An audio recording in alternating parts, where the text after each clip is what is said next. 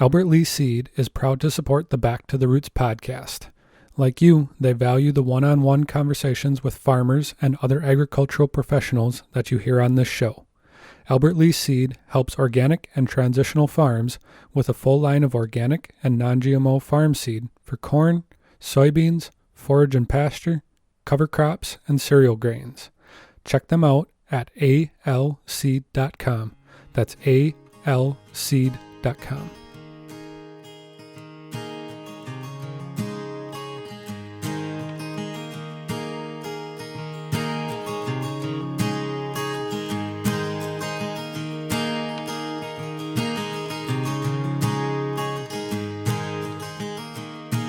You're listening to Back to the Roots podcast, and today myself, Brian Wood, and Mike Klein are sitting down with Erin Silva, who is an associate professor and extension specialist of organic agriculture at University of Wisconsin-Madison, where she does a lot of work with organic agriculture, obviously. But before we dive into that, why don't you just introduce yourself and give us some background of yourself? Sure. Well, thank you for having me.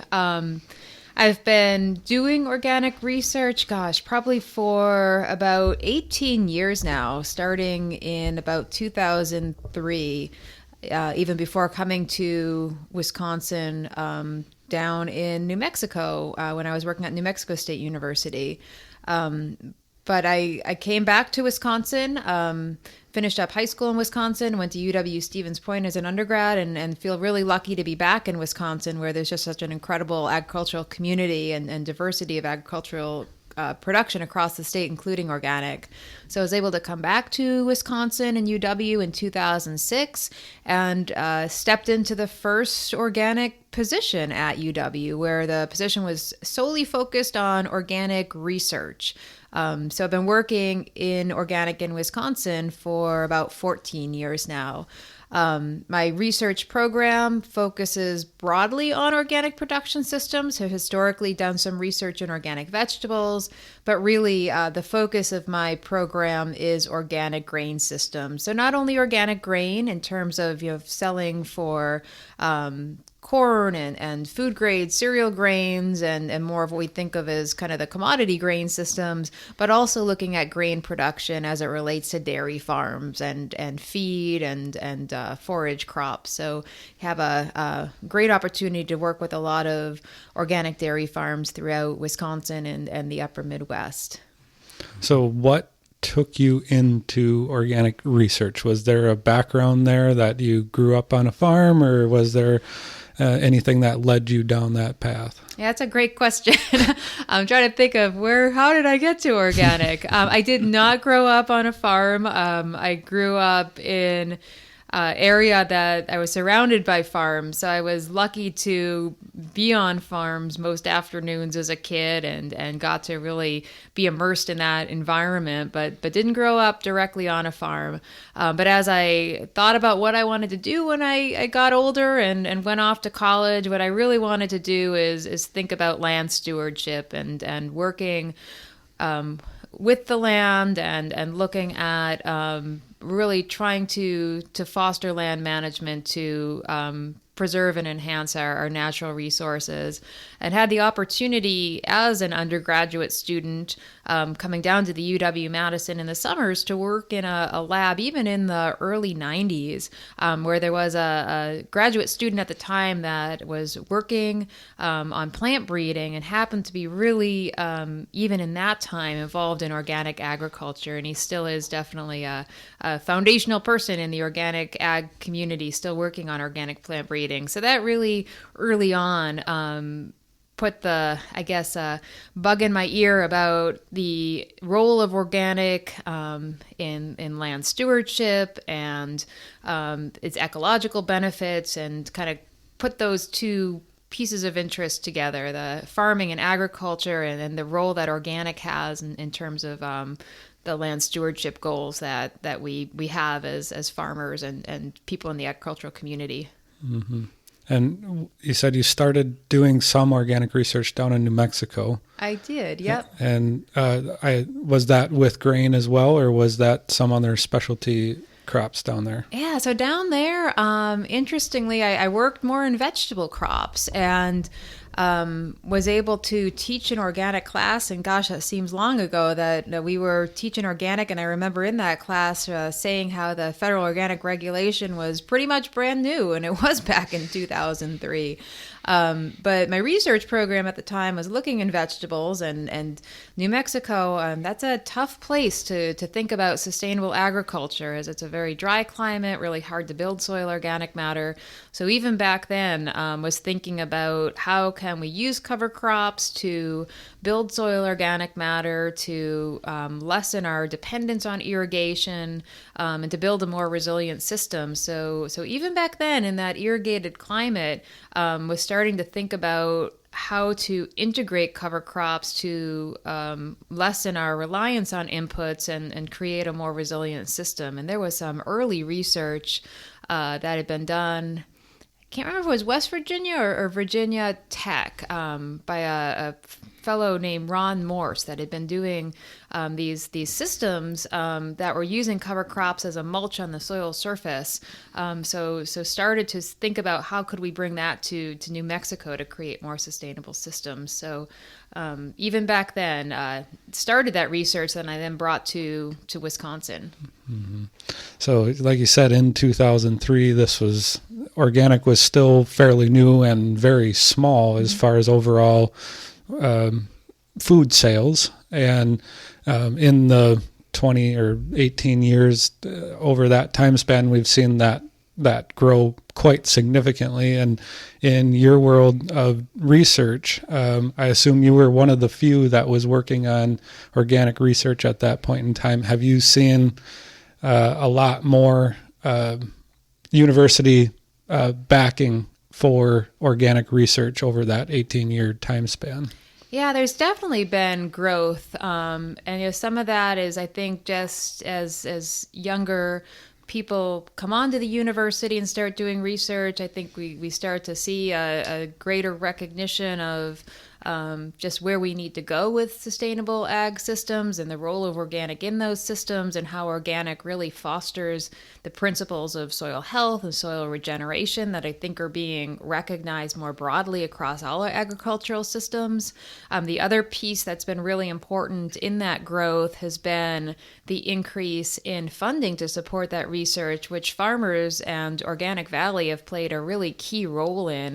Going to DC and advocating for those dollars, and we're very thankful that that advocacy has happened, because it really helps spur on and motivate that research at the universities, and continue to put the theme in terms of how those research dollars are allocated, that it really has to be in partnership with farmers and the farming community to make sure that research is relevant and answering questions that are important to supporting the organic industry and organic farmers. Mm-hmm. So majority of your research is done on farm?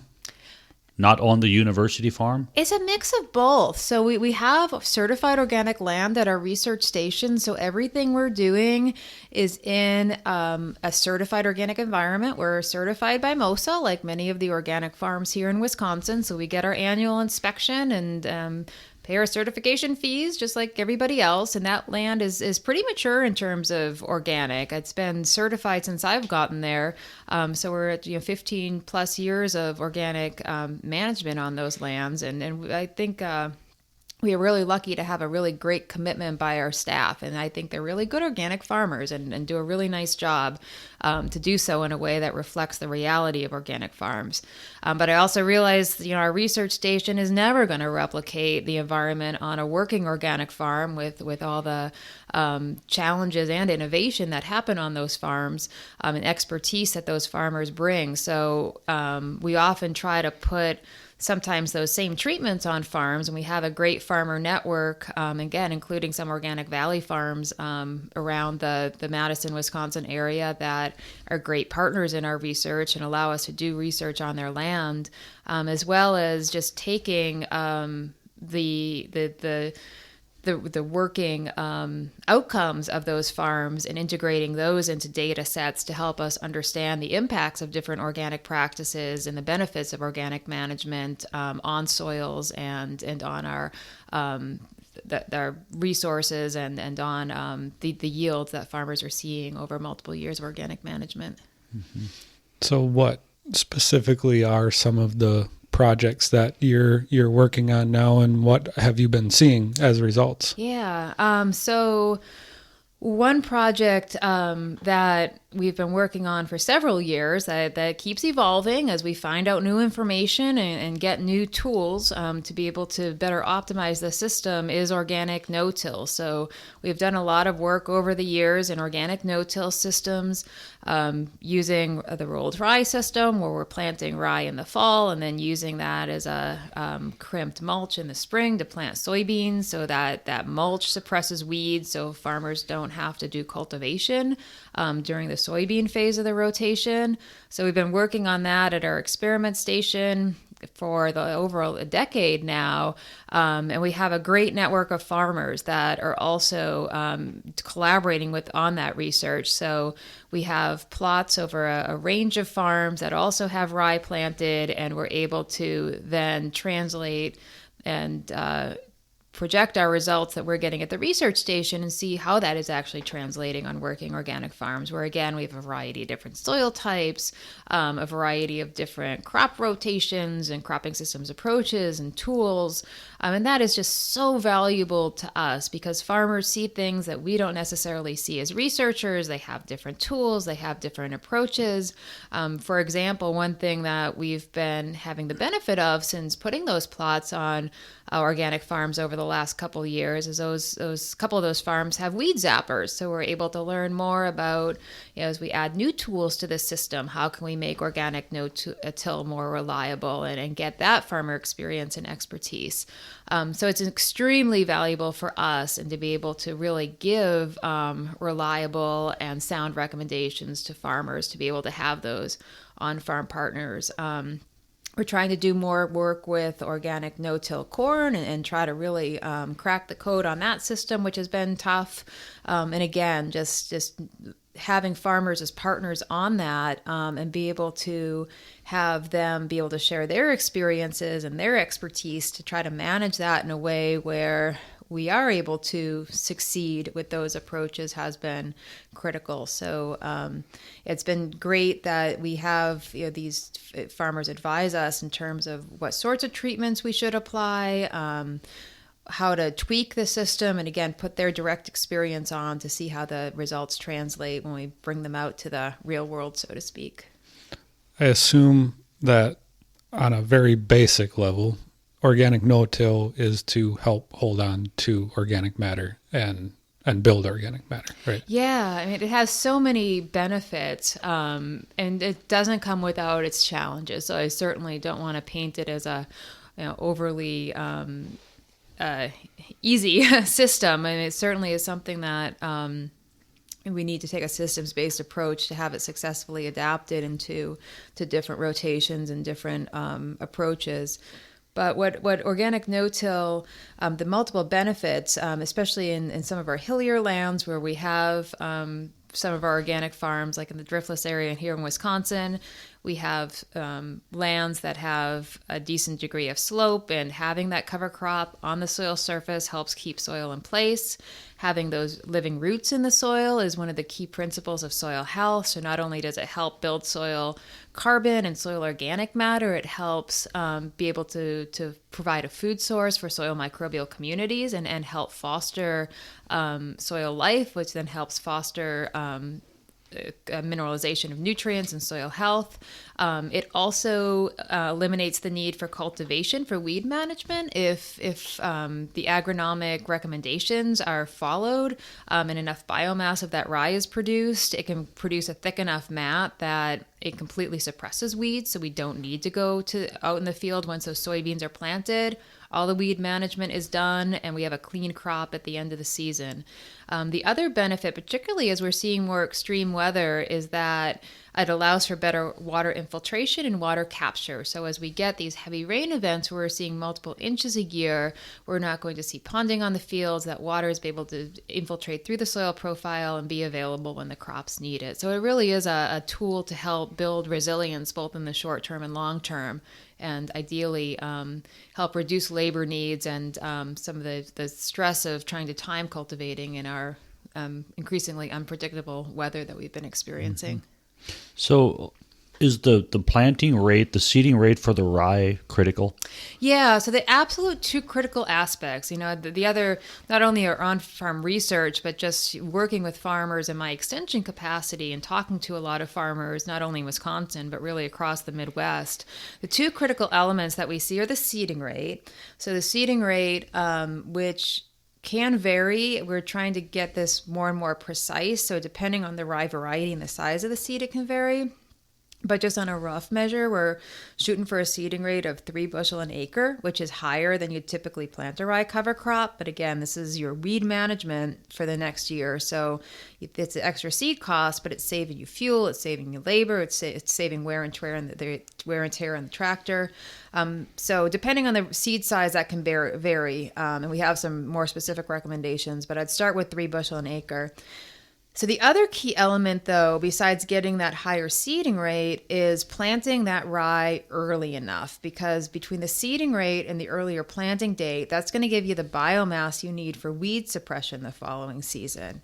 So, and this is where the challenge is with respect to fitting in a rotation and thinking through adaptation of how to do this, is you need to plant that rye. In Wisconsin, I'm typically recommending by the end of September, and that's tough in a typical corn, soybean, alfalfa, or corn, soybean, small grain alfalfa rotation.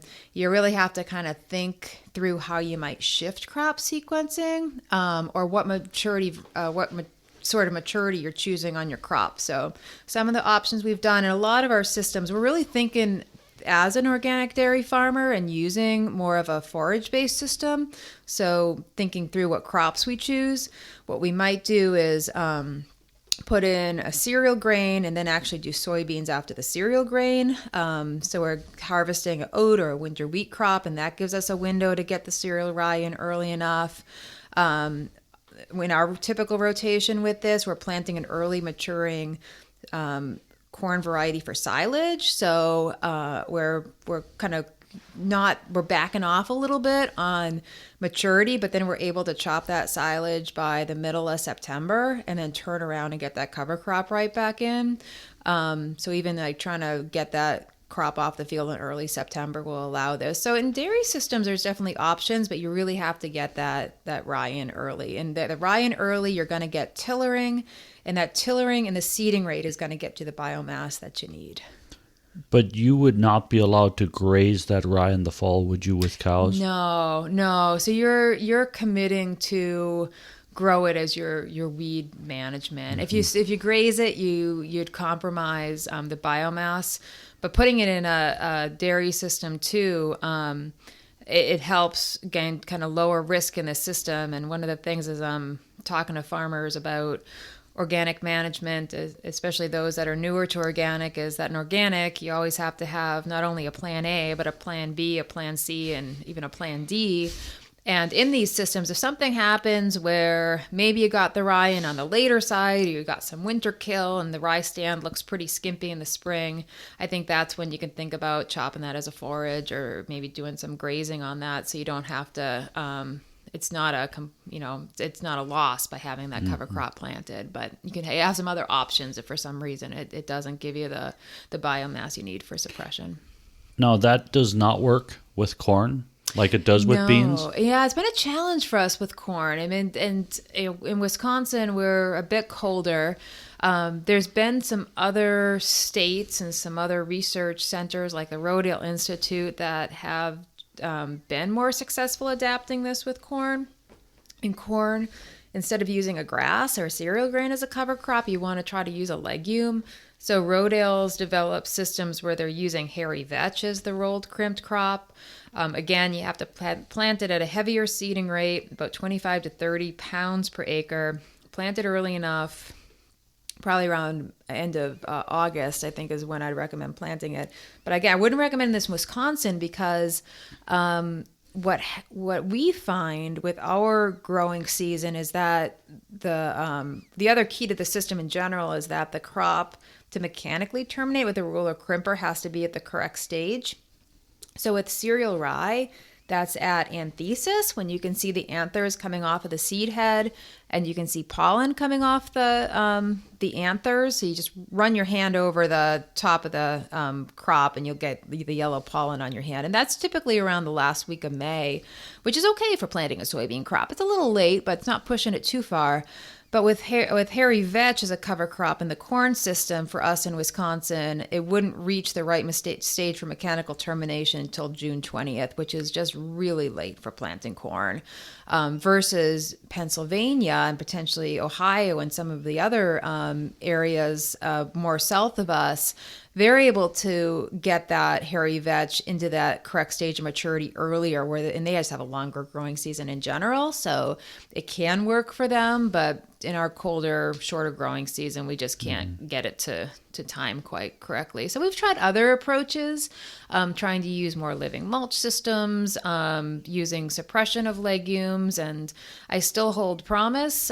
Think the system holds promise to be successful and that we will be able to figure something out, but so far we're not quite there yet. But always trying to do some new things.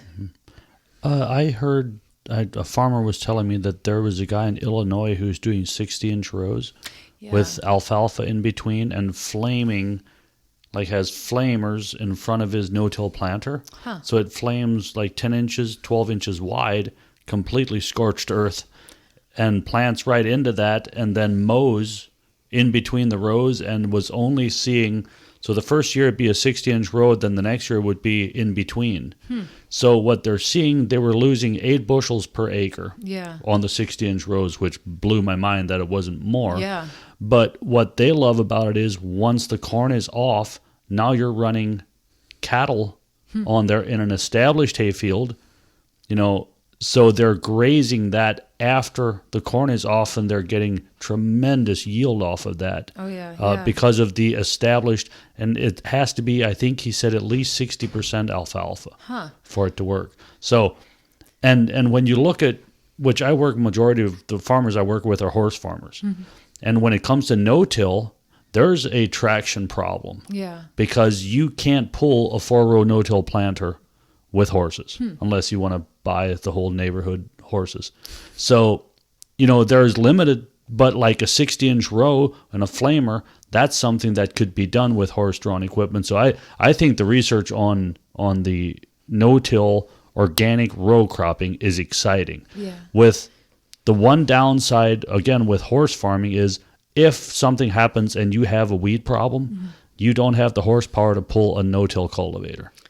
So there's definitely disadvantages to the horse-drawn part of it, but I still think like rolling down the rye and certain things like that will definitely be able to work in both systems. There's just so much cool innovation going on. And the exciting thing about working in organic is that there's not really a one-size-fits-all solution, and it's amazing. And that's why it's so exciting doing on-farm research and working directly with farmers. There's just so much knowledge and innovation happening. I think the 60-row corn system, we're going to try it for the first time this year, and we're really excited to see how that might work and how we can manage that inter-row space. I think to build on another point that you made, with any of these systems, I think we need to think more holistically and not, again, I don't want to diminish that.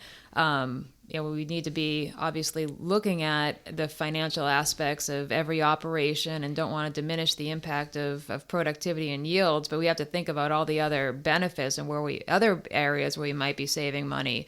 So even if, like you mentioned, you may get a bit of a lower yield on the corn, just think of adding resilience to the system and adding value and the value of the grazing on that and the feed that you're saving there, and having just diversifying the system again in some of the more unpredictable weather patterns we've been seeing. the more you can diversify, the more chances that you're going to be having more of a stable supply of feed and not have to worry about buying off-farm feed or inputs. So just again, it's start trying to kind of shift the mindset into risk mitigation and seeing the other areas where you're adding value. So ultimately, it still may be more positive on the balance sheet, but it may not show up in the yield directly. Mm-hmm.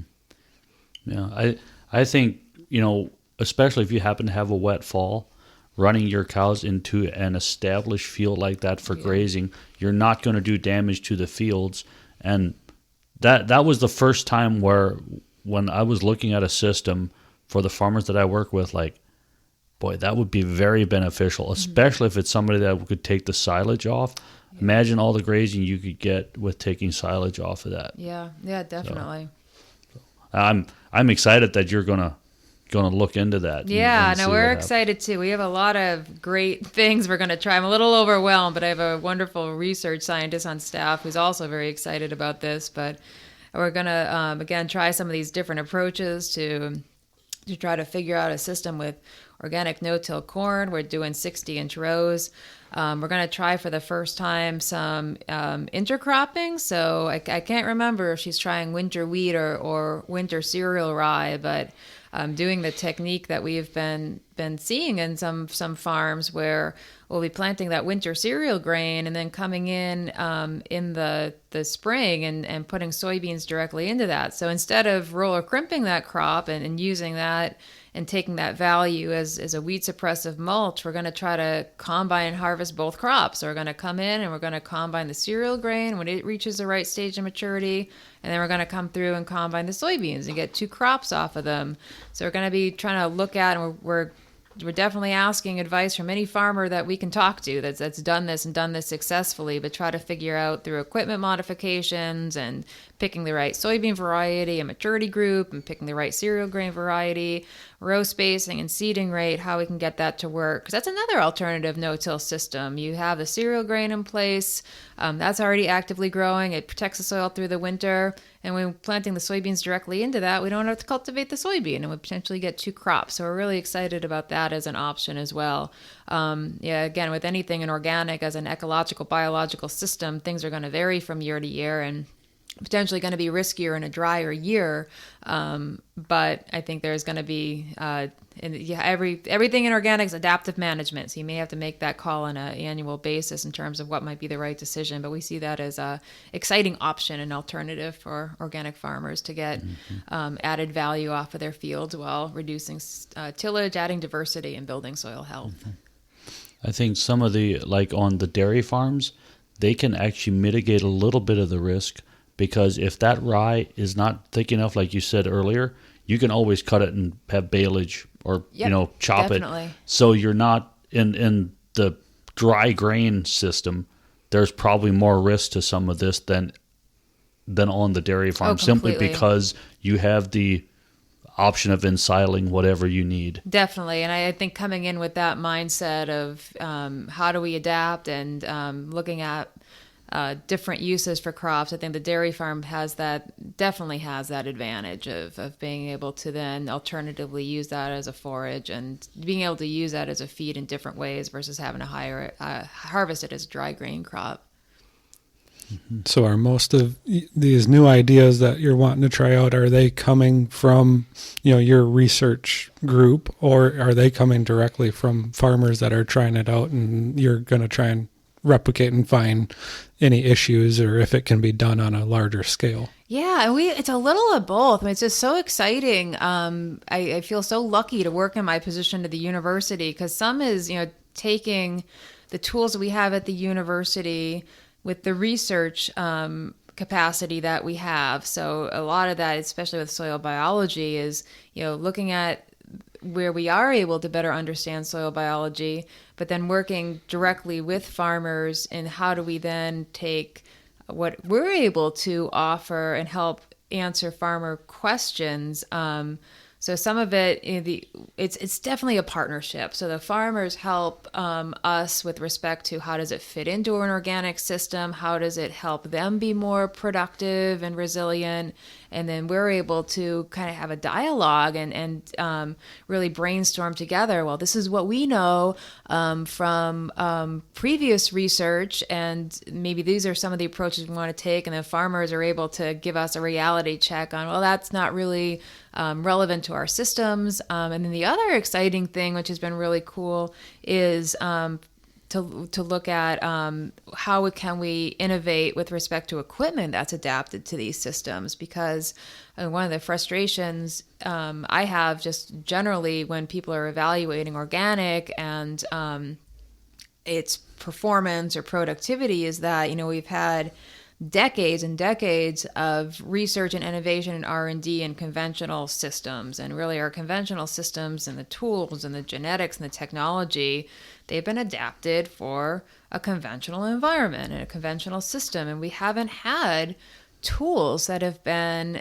necessarily adapted to these really innovative organic systems that farmers are doing, these high intensive cover crop systems or systems that are looking for alternatively managing weeds without herbicides that minimize soil disturbance. And Europe has some really cool equipment that is more geared to the scale of many of organic farms and looking at alternative ways of weed management through narrow row cultivation, and different sorts of equipment for planting and weed management.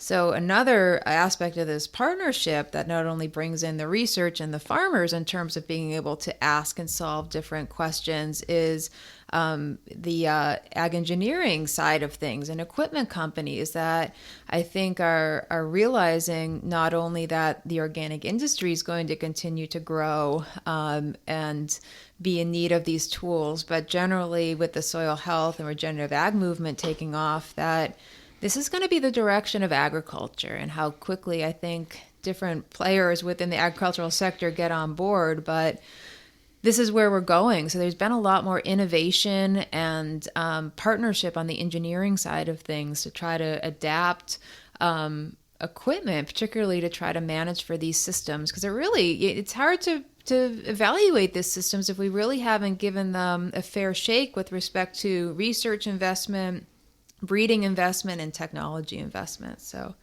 it's a really exciting time to see just the recognition of the value of organic and just the excitement about putting resources in to support the industry and the farmers.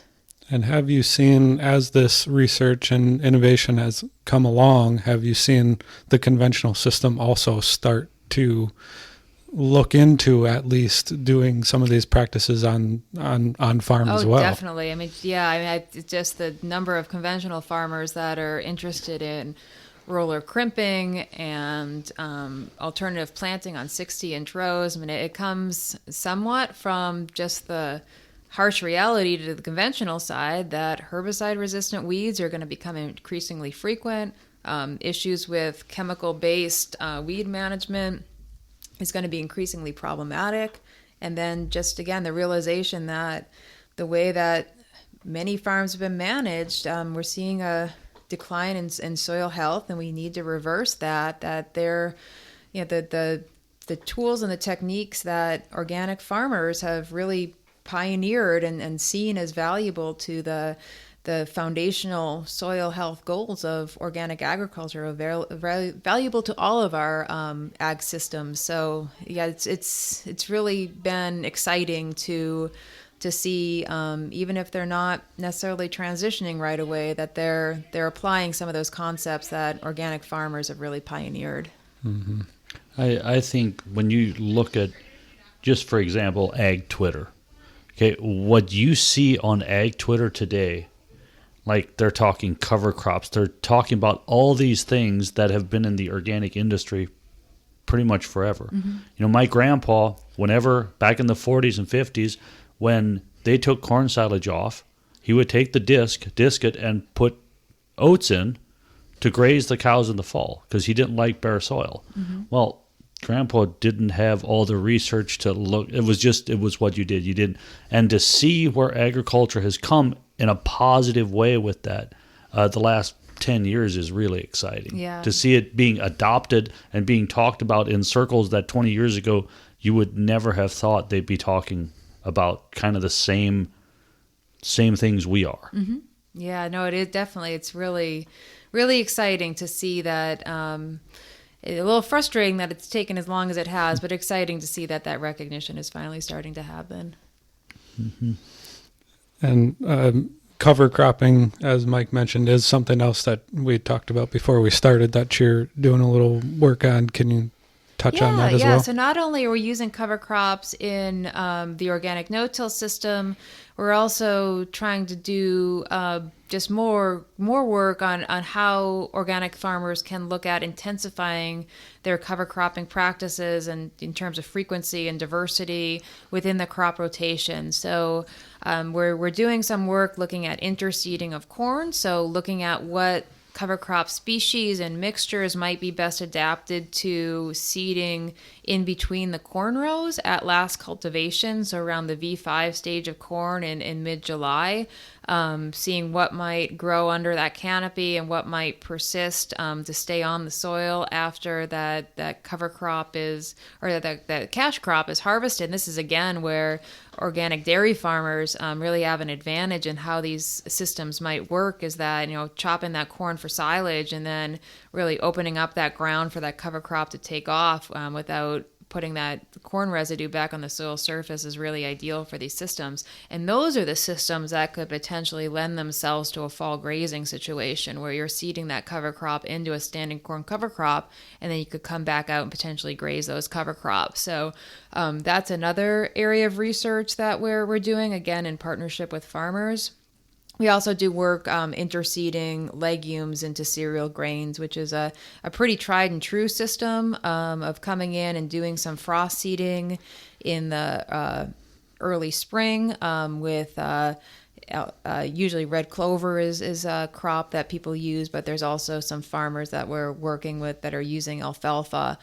So again, looking at particularly in dairy systems where there could be multiple value off of that in terms of getting establishment of alfalfa stands or being able to get some of that legume in as a nitrogen source for a subsequent crop, or again, looking at potentially using that as some sort of a forage later is definitely offers some different options. So looking at how can we keep living roots in the soil, how can we add diversity, which is going to help not only foster above ground diversity in terms of pollinators and beneficial insects, but the more diverse root systems we can get in the soil from different species are going to help feed all those beneficial microbes in the soil. That's going to create a system that's going to be more resilient and really help foster the soil health through soil biology that we're looking to achieve within organic management. How are you seeding that? Do you have an air seeder, or do you just broadcast it before in front of the cultivator or behind the cultivator? Yeah, so I'm trying to recall how we're doing that. Well, for the intercropping, we actually do have some modified equipment. Again, this is where those partnerships with the equipment manufacturers and ag engineers have been so great, where we are working with different companies that have specific interseeding equipment. But that's where there's a lot of on-farm innovation that's happening. So without having to go out and purchase a new piece of equipment, farmers that are using different methods to put that seed on the ground in more of a broadcast way, and then just shallowly incorporating it through some other equipment, including doing some shallow cultivation. So there's a lot of different options, but yeah, we're using some specialized interseeding equipment that's designed specifically for that purpose. Because I had seen a sprayer that was adapted with an air seeder and had drops that went down into the tall corn. Yeah. And blasted it in there. Later than cultivation, it's the high boy sprayer. Yeah. So, but, for a small farm, you can't afford to set something up like that for small acreage. Yeah. No, we're trying to find as many different options for as many different scales and different kind of price points as we can. With that system you described, they're coming in later, typically when the corn's starting to dry down in early September or so, depending on where you are and what maturity you're using for what corn hybrid you're using. The problem with if you're doing that, you're typically just putting that seed on the soil surface, so you're going to want to time it around a rain, so you get a rain right afterwards, so that seed germinates and takes off. Versus our systems where it's challenging, and again, this depends on where you are in the country in terms of this different successes. I think Pennsylvania's had a lot more success in this than we have in Wisconsin. Is getting that seed actually in the ground through an interseeder at the V5 stage, so it's able to access soil moisture and germinate. The challenge that we've had with those systems is that our canopy's too dense, so it's been hard to get enough sunlight in to get that cover crop to really take off at last cultivation, because we're trying to time cultivation to when canopy's closing. So I've been doing some work looking at different corn cultivars to see if there's different leaf angles that might keep some sunlight coming in, different plant populations, again, to see if we can open up canopy a little bit more. And then again, this is where row spacing comes into play, and I throughout the last couple of days at the Moses conference here, someone had mentioned looking at kind of rethinking some of the row spacing, where people are having success in organic, and maybe in some systems 36-inch rows might be better, because if you are doing these more high diversity intensive cover crop systems, it offers more options there. So certainly 36-inch rows might be better for an interseeded system, and again 60-inch rows is where this may be ideal too, with the 60-inch rows having higher plant populations per row, so we're not necessarily compromising our plant population, but looking for multifunctionality and multiple species in there. So lots of different things to try. So that's again where these sharing of farmer experiences and on-farm research and these different farmer networks are so valuable to sharing information, and not only the successes but the failures too. What are you using for a cover crop, or does that not really matter if the main problem is just sunlight getting through? Yeah, that is a problem. We haven't necessarily identified the best one. So one of the challenges there is that there's a balance between trying to figure out what's going to be better suited for that environment, where it's more of a shaded environment, but we're still planting at a time where we're definitely experiencing hotter and drier conditions. So we've been trying annual ryegrass, which again, I don't want to make sure we're being conscious of where we are. In Wisconsin, I'm sometimes nervous about annual ryegrass and other areas in organic systems with respect to termination and having issues with that crop. So just want to put that caveat on if there's people listening from outside of Wisconsin. We've tried annual ryegrass, forage radish, which has probably been the most successful, and then medium red clover, which is more of a shade-tolerant legume in the system. But there's other crops that we're interested in that may be more tolerant of, again, that hotter, drier condition.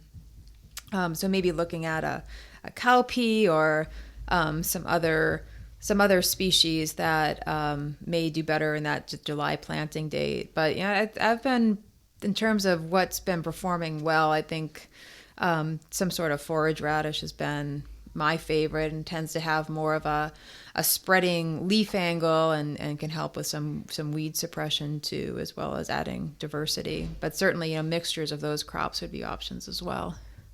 You'll see quite a bit of 36-inch rows still in horse farming, because the 30-inch rows, the horses have to basically be rubbing against each other. Yeah. The 36-inch rows, Dad always stayed with 36. My brother does. My brother-in-laws do, simply because it spaces the horses out, because on a hot day, you have horses walking tight against each other. It's a lot harder on the horses. Yeah. So it works really good for horse farming, but a lot of them do the 30-inch rows, though, because it shades in quicker. Yep. So now Dad and my brother, they love to cultivate, so they don't mind cultivating 3 times if it's needed. Yeah. But I think you would be surprised how many 36-inch rows are still with the farmers in my area. Yeah, so that's where, looking at interseeding as an option may actually be more successful than planting on 30-inch rows, because you just get that much more sunlight for a bit longer that can help support that. I'm actually going to be trying that in my food plot for the deer field. Yeah. Because I'm just planting corn for the deer, because we are in a CWD quarantined area, so you're not allowed to feed the deer. Yeah. But you can plant a crop for the deer, and then you can brush hog it. So, but I want to try something, in between the rows. So as I brush hog the corn, I've got something green growing for them. So I wanted to talk to the local seed dealer. I'm kind of excited now, because that'll be 36-inch rows. Yeah. So Neat. We'll see how it goes. So the last thing that you mentioned that you're working on is the soil health, working directly with farmers and just looking at what's happening in their soil. And can you talk a little bit about that? But one question that I know you won't be able to answer, but is just kind of what I've been curious about when talking to anybody that works with soil biology is, do we even know, are we even at the tip of the iceberg of what we even know of what's happening beneath our feet when these soils are actually fully activated? No, we don't, which is why it's exciting to be working in this area, and definitely one of the motivations for us doing this research. So this research is funded by the USDA, and we're doing this pretty much entirely on farm, where we've worked with a range of organic farms in the southwestern part of Wisconsin. So we're taking soil samples from different fields that have been managed differently. Some have been closer to the barn, so they've had more heavy manure applications. Some are fields that are further away, so they may not have had many, if any, manure applications. Some are fields that have been managed organically for 30 plus years. Some have been newly transitioned to organic. I believe the vast majority are organic dairy farms, and many are with Organic Valley, again, within kind of this clustered region in southwestern Wisconsin.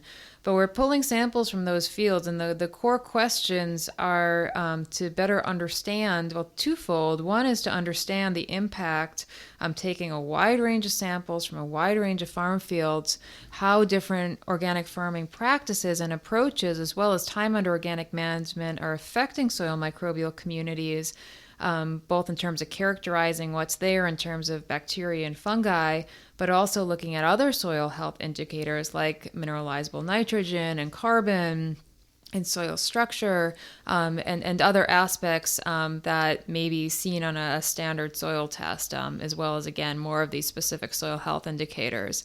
And the other question, which has been a bit more, well, they're all exciting, but definitely very exciting, is instead we get these numbers back, and I've had farmers come to me with these different soil health tests, like the Cornell soil health test, and ask me, well, what does this mean?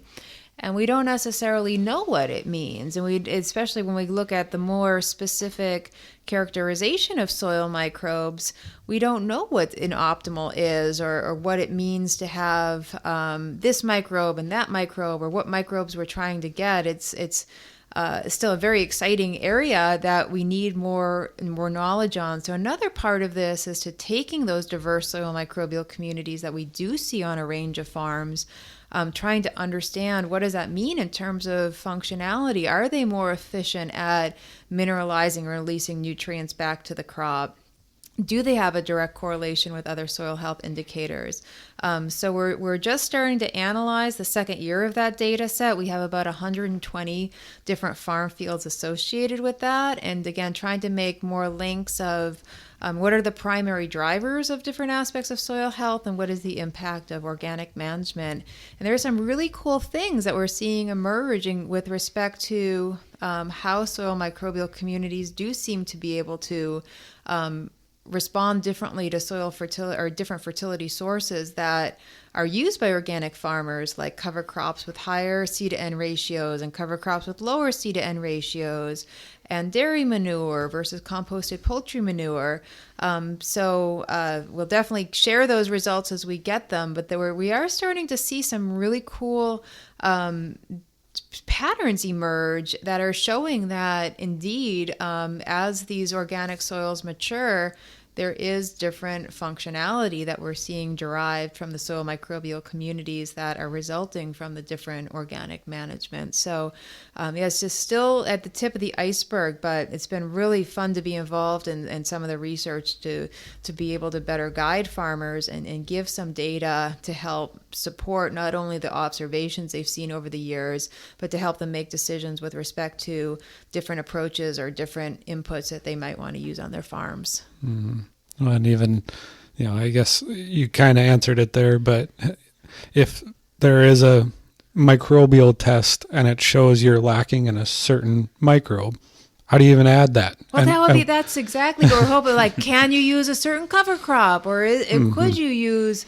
How do you manage for that? Is something that we can do. And I mean, we know that farmers might inoculate for rhizobium or different arbuscular mycorrhizal fungi inoculants, or different ways to support microbial communities. And there's just not right now a lot of data or science to help guide, is that the right decision? So that's where we're really hoping that we can start to be able to get to, that we're able to characterize this and then start to make some recommendations to help, if there is an ideal microbial community, to help guide farmers to be able to achieve that. Mm-hmm. And I'm sure it's no different than when you start talking about nutrients and the interaction between different nutrients. And once you look at the microbes, I'm willing to bet that you're probably going to see there's interactions between them as well. If you're out of balance there, you're missing this microbe over here, that kind of thing. But there's just so much there that it's exciting that we're actually trying to somewhat understand. I mean, I think that we won't get to the point of ever being able to fully understand everything that's happening underneath there. No, it's so complex. I agree. I think it's but that's the exciting part too. Yeah. And I think we can start to better able to understand the value and the impact of different approaches to, again, give farmers a bit more data, and also look at developing more informative tests to help guide the status of their soil and where they are in terms of making progress on different soil health goals, and where they might be able to make improvements to be able to get there. Mm-hmm. There's so much, like you said, Brian, that we don't know and we probably never will know.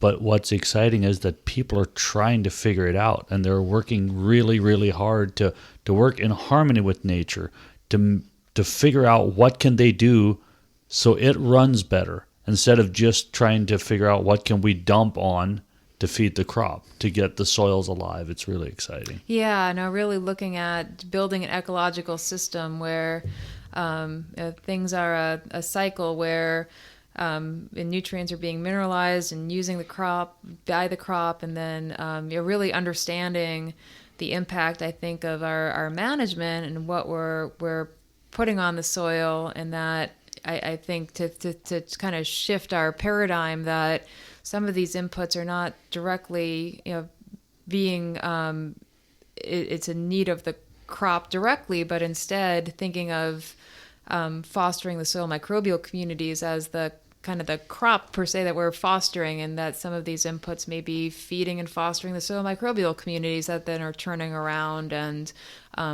mineralizing nutrients or providing other benefits to the crops through different feedbacks that, again, we're just starting to understand how all that is working together. It's such a complex system that I think it's just to think that we have it figured out, I think is naive. Yes, naive. That's the word I'm looking for. Naive. Exactly. And there's still so much that it's such a incredibly complex and just an incredible world in terms of natural systems and ecology, that it's just a really amazing system out there that, if we are able to build a system that's able to really be given the advantages to work as a natural system should, that you can see a lot of benefits with respect to crop health and nutrition and really creating a healthy agro-ecosystem. Mm-hmm. The one thing, just this winter, I was reading on research that Rodale did with fumigants, because they were seeing that after years of raising beans, their yield was just plummeting because they had, I forget what it was they had, but they figured out that if they planted mustard in between that crop, that fumigant in the soil killed what was hurting the beans. Mm-hmm. And they said after they started doing that, all the volunteer mustard disappeared, because that was the soil growing mustard to try to fix itself. Like, that to me is just, nature is crazy. Yeah, it is. Because it was trying to fix, and Rodale figured out, I think it was on Thor Oshner's farm. And there's actually a really good video on YouTube about it, that I read the research in the article, and then I watched the video, and I'm like, that blows my mind, because as a little kid, we'd walk through the oats field pulling the wild mustard. Mm-hmm. And I realized we were pulling what nature was trying to have there to fix it.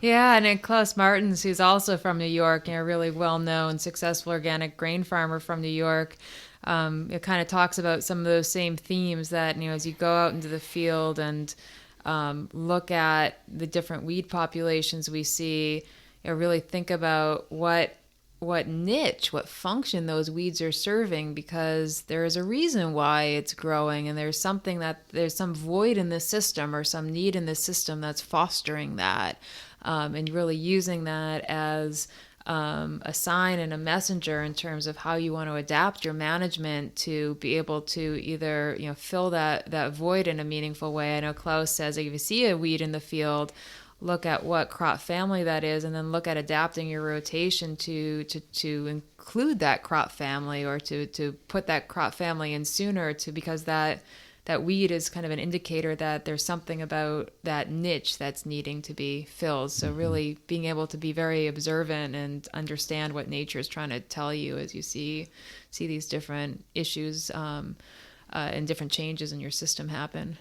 Mm-hmm. Well, I think I've learned so much. I'm really excited about the research you're doing.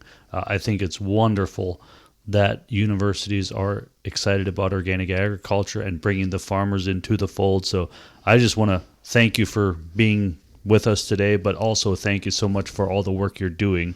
I know it's benefiting farms. It's going to be benefiting farmers for a long time. So, and I think we need to have you back on for updates on all this stuff you're working on. I'd be thrilled to. Thank you. It's fun to talk, and it's definitely, I want our information to be shared, and I always welcome feedback too. And my email is, and my phone is always available. So thank you. Thank you so much, Thanks Erin. a lot. Thanks for listening to another episode of Back to the Roots podcast, brought to you by Albert Lee C.